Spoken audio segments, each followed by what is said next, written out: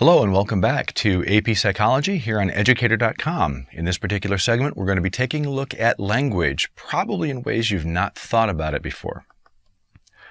So first, from the College Board, we're going to be synthesizing how biological, cognitive, and cultural factors converge to facilitate acquisition, development, and use of language. Cool stuff coming up, actually. So first, when we're taking a look at linguistics, you notice that there's this really cool picture here. So it starts in the middle with phonetics, and then phonology, morphology, syntax, semantics, and pragmatics. Those are the various studies of speech sounds. So phonetics is speech sounds. Phonology is phonemes. The study of morphology is the study of words and meanings. Syntax is going to be phrases and sentences. Semantics is going to be looking at the literal meaning of phrases and sentences. And then pragmatics is communication and meaning within the context of discourse. So what are the situations that we're going to be looking at when we are examining language? So language is our written, or spoken, our written, or signed words and the ways we combine them to communicate meaning.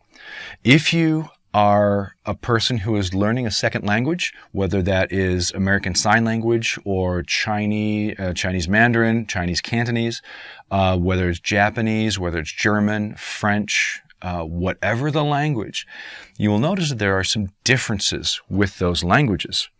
And one of the ways that we know these differences is because of the way linguists have studied in the field of linguistics. And this is the scientific study of language. And the subcategories I've mentioned include phonology, morphology, syntax, grammar, semantics, pragmatics, and more. The field of linguistics is huge in terms of possibilities for what people can study. So first idea here is going to be the phoneme. With a phoneme, it's the smallest distinctive sound unit. B, A, T, Ch. Smallest sound units in a language. English uses between 40 and 50 phonemes depending on which part of the country we are from. And there are hundreds of phonemes that are used around the world. And this group of people right here, their name is the Kungsan. Kungsan. There is that clucking sound by moving the tongue in the mouth and a particular curl of the tongue with the roof of the mouth and moving it to the bottom of the mouth. And sometimes they're just called the Kungsan,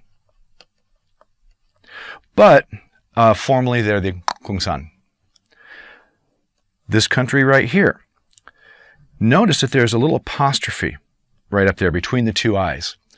A lot of people will be lazy about it and say Hawaii.